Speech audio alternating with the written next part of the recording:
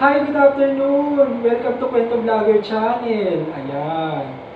Ang episode po natin ngayon ay about Doraemon toys na nasa harapan natin ngayon. Bago po ako magsimula, maraming salamat sa mga subscribers. Sa mga manonood, maraming salamat din po. At sa mga nais mag-subscribe, please mag-subscribe na po kayo. Ayan. Mamaya, makikita natin ang purpose ng mga Doraemon toys na nasa harapan natin ngayon. At malalaman din natin kung paano gamitin ang Doraemon toys na nasa harapan natin ngayon. Ayan. Okay. Hi, it's me again. Ito na po yung toy number 1. Ang tawag po dito sa toy number 1 ay Metal Detector Doraemon Smile. Ayan. Nakita nyo naman po na naka-smile si Doraemon. Ayan. Tapos, ito namang yellow, yan po ang metal. Ayan. Ang gagawin ko po, syempre si Doraemon ay ilalagay ko siya sa ibabaw ng metal. Ayan. At tignan natin kung ano mangyayari kay Doraemon. Ayan. At, ayun. Nagbago ang facial expression ni Doraemon. At kapag inalis ko naman siya sa metal na yan, na kulay yellow, magiging ganito ulit siya. Tingnan natin. Ayan, ganun lang. That's it. Basic. Ayan. Alam niyo po ba kung paano nangyari yun? Ganito yun. Napansin ko, yung ilalim ni Doraemon ay merong kulay yellow. Ayan, tignan natin yung ilalim ni Doraemon. Ayan. Ayan, nakikita nyo naman po ba, di ba? Yan yung ilalim ni Doraemon, yung yellow na yan, yan. At kapag nagdikit siya dito sa metal detector na yan, ganun na mangyayari, magbabago ang facial expression ni Doraemon. Ayan. And then, katulad ng sinabi ko, yan yung kulay yellow na nasa ilalim ni Doraemon. Ang gagawin ko po, ididikit ko again. Ayan, tingnan natin. Ayan. Ayan. Ganun lang. Tapos, pag naghiwalay, ayan. Balik sa dati. Ayan. Okay, yan na po yung toy number 1 na Metal Detector Doraemon Smile. Ang next, toy number 2. Okay. Hi guys! Ito na po yung toy number 2. Ang tawag po dito ay Captor Cogs, the Haptor. Ayan. Alam niyo po ba kung anong purpose nitong toy na ito? Ayan po si Doraemon. Tapos yun nasa ibabaw niya, yan po yung hélice na parang helicopter. Ayan. Tignan natin kung anong mangyayari sa kanya. Ayan. Pag pinindot ko itong nasa likuran niya, ayan. Ang mangyayari ay, ito. Umiikot yung hélice niya. Tignan natin. Ayan. Umiikot siya na ganyan lang. Basic. Ayun. Tapos ito pala yung pinipindot niya sa likod. Ayan. Tignan natin kung ano itsura ng nasa likod. Ayan, yung red na yan. Nakita niyo po yung red dun. Yan yung pinindot ko dyan kay Doraemon. At nung pinindot ko to, syempre, umikot yung hélice sa ibabaw niya. Ayan. Ganun lang. See? Ganun lang pala kadali ito. Ayan. Okay, yan po yung toy number 2. Na ang tawag dyan ay Captor Cogs, the Haptor. Ayan. Again, once again, tignan natin. Ayan. Ayan. Medyo itaas. Ayan. Okay. Ayan. Yan na po yun si Doraemon. Ayan. Umiikot siya. Ayan. Simple lang. Yan. Yan ang toy number 2. Okay. Ang kasunod, toy number 3. Okay. Hi guys! Ito na po yung toy number 3. Ang tawag dito sa toy number 3 ay Wind Power Turbine Tower. Ayan. Alam niyo po ba kung ano ang purpose nito? Ayan. Itong nandito sa ibabaw, ang totoo niyan, nilagay ko na siya dyan. Ayan. Siyempre, kaya ko siya nilagay dyan para makita natin kung paano siya umiikot. Ayan. Tapos itong nandito naman sa side na to, ito yung parang yung parang paikot-ikot din to. Ayan. Tapos meron ako napansing parang bilog dito na parang holin o marble. Ayan. Pero super liit lang siya. Ayan. At ang gagawin dito ay paiikutin ko muna. Ayan. Siyempre, paiikutin ko na. Ayan. Ayun, di ba? Nakita nyo may mga bola-bolang maliliit na nagpagulong-gulong dun sa loob ng storage na yan. Ayan, tignan natin again. Ayun, di ba? Hindi lang isang bola ang nandyan. Sa palagay ko, mga 3 siguro. Ayan. Ayan. Pinaikot-ikot ko siya. Ayan. Para siyang windmill. Pero iba ang itsura nito eh. Ayan, na talagang wind power ang nagpagana siya. Ayan, kaya yung nasa loob ng storage na yan ay nagpagulong-gulong na rin. Ayan. Yan pala ang purpose nun. It's so basic. Ayan. Okay.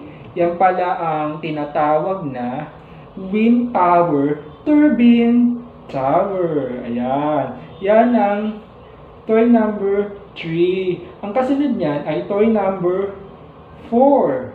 Okay. Hi! Ito na po yung toy number 4. Ang tawag dito sa toy number 4 ay pressure below air cannon. Ayan. Ito po si Doraemon. And then, meron po siyang hawak na cannon. Ayan. Tapos ito yung target ni Doraemon. Ayan. Siyempre, ang gagawin dyan ay ganito lang. Ilalagay ito sa harapan ni Doraemon. Yan, yung target na yan. Tapos, itatapat siyempre yung cannon dito sa target. At, meron akong pinindot sa likod. Pero bago yun, ganito muna yun.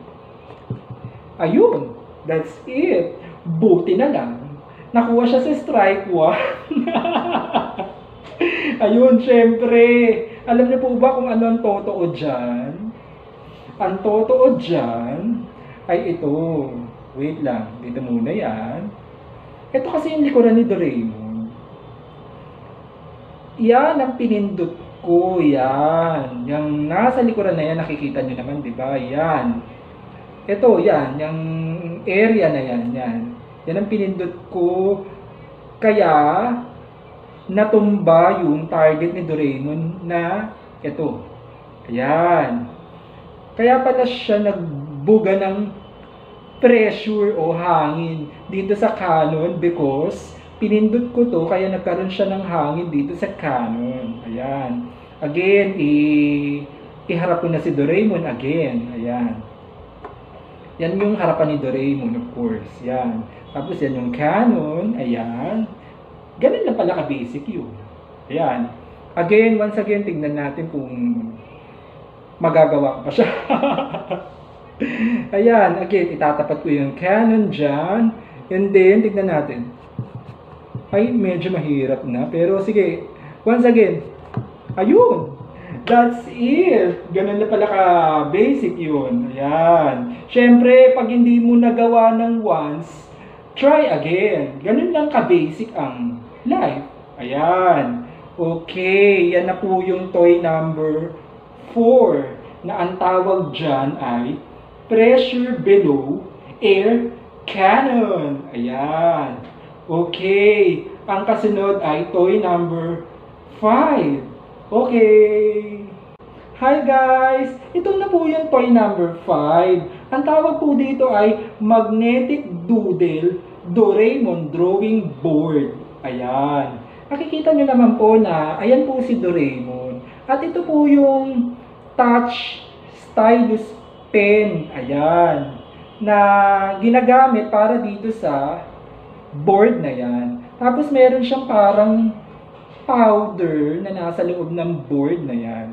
At makikita natin mamaya kung paano yan ginagamit. Okay.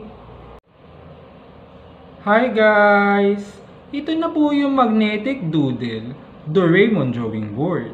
Ayan. Yung kulay blue na nandyan sa harapan natin, yan ang Doraemon drawing board. At yung kulay red, yan naman yung touch stylus pen na ginagamit para makagawa ng drawing sa drawing board. At napansin nyo po ba na merong metal sun o buhangin sa loob ng drawing board? Ayan. Siyempre, para makagawa na tayo ng drawing, ay gagamitin na po natin ang stylus pen. Ayan. At itatapat po ito sa metal sun. Ayan. Napansin niyo po ba na kapag tinatapat yung stylus pen sa metal sun, ay gumagalaw po ang metal sun. Ayan.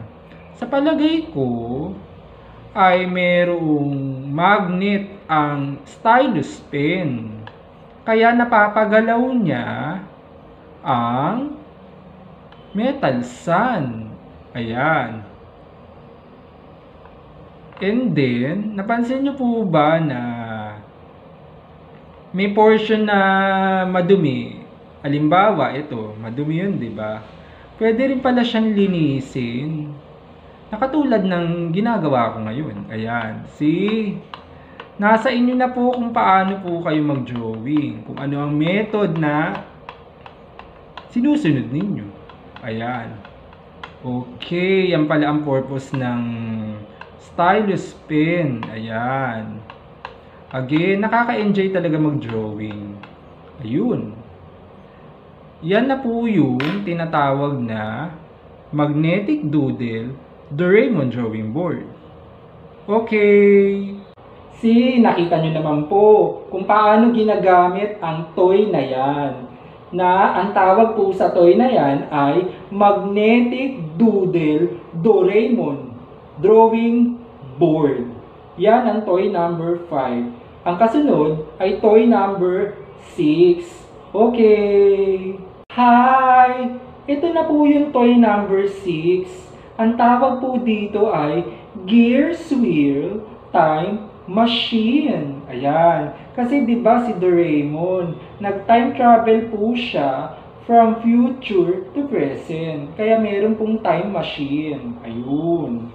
Anyway, ang nandito po ay si Doraemon. At nakasakay po siya sa isang sasakyan na time machine. Ayan. Tignan natin kung ano ang purpose ng toy na ito. Ayan. Tignan natin. Papaandarin ko lang ang sasakyan ni Doraemon. Ayan.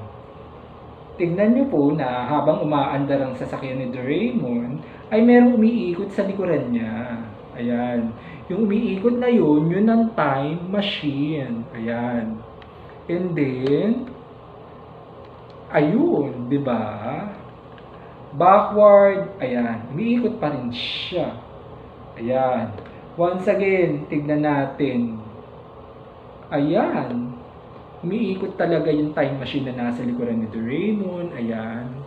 And then, ayun. That's it. Ganun lang pala ka-basic yan. Ayun. Alam niyo po ba na kung paano nangyari?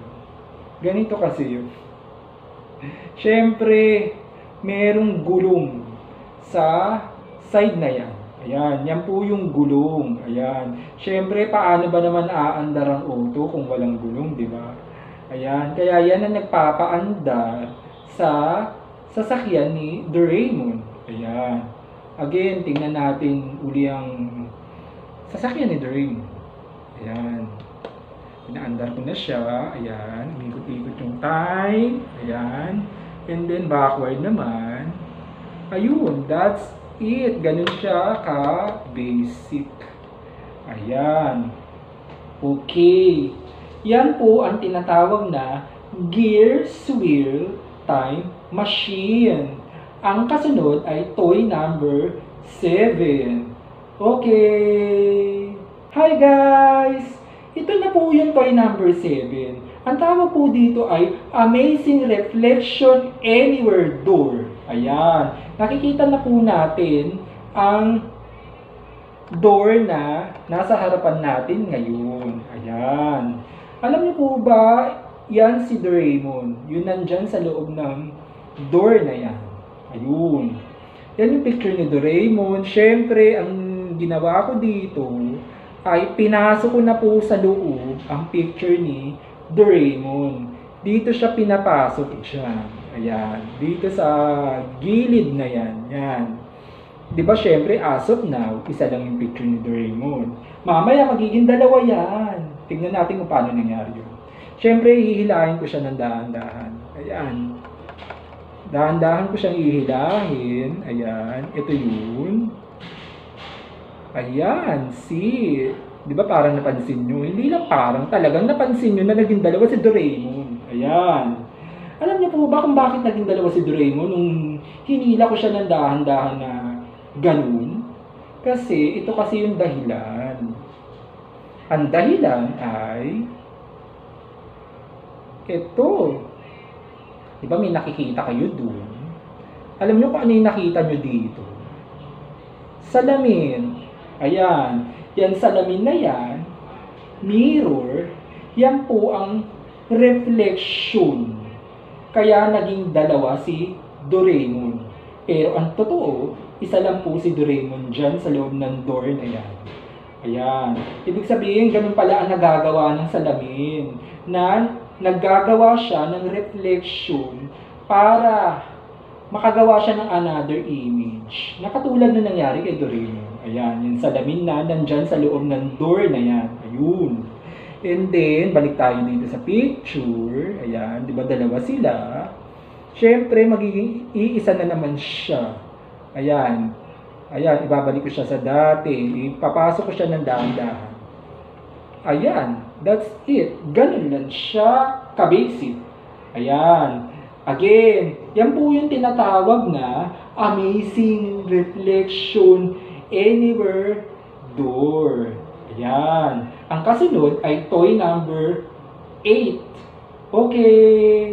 Hi guys! Ito na po yung toy number 8. Ang tawag po dito ay repellent magnet, Doraemon and Michan. Ayan. Ito po si Doraemon at ito po si Michan. Ayan. Ang gagawin po dito ay itatapat ko po si Doraemon kay Michan. Ayan. At nang tinapat ko po siya kay Michan, ganito po yung nangyari sa kanila. See, tumunog.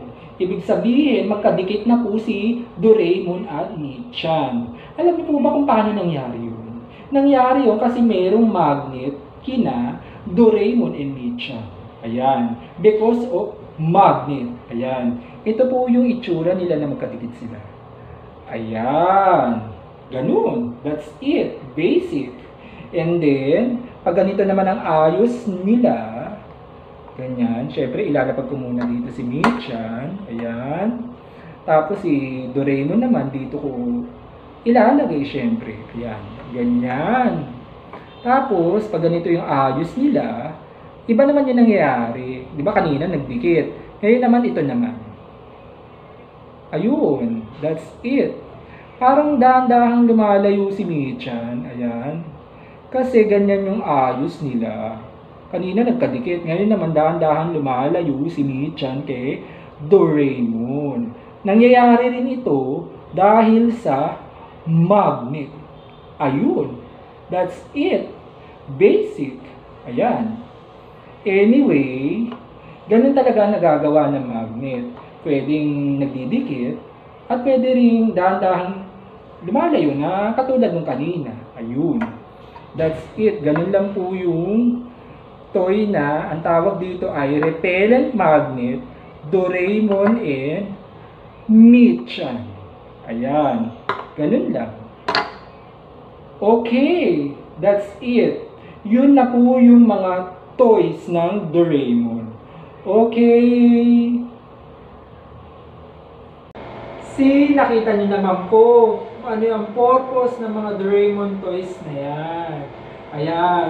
Sa totoo lang, okay naman po na maglaro tayo minsan. Pero, mas okay din na maglaro tayo ng madalas para mabawasan ng stress at ma-enjoy natin ang ating buhay. Ayan. Again, maraming salamat po sa mga nanood ng Kwentong Vlogger. Ayan. At sa mga subscribers ko, maraming salamat din po. At sa mga nais mag-subscribe, please mag-subscribe na po kayo. Ganito lang po gagawin ninyo. Manood lang po kayo ng video sa Kwentong Vlogger and then click like, subscribe, and bell button para makareceive po kayo ng mga update at mga fresh episodes ng Kwentong Vlogger. Ayan. Again, maraming salamat po sa inyo. Have a good day. Bye-bye.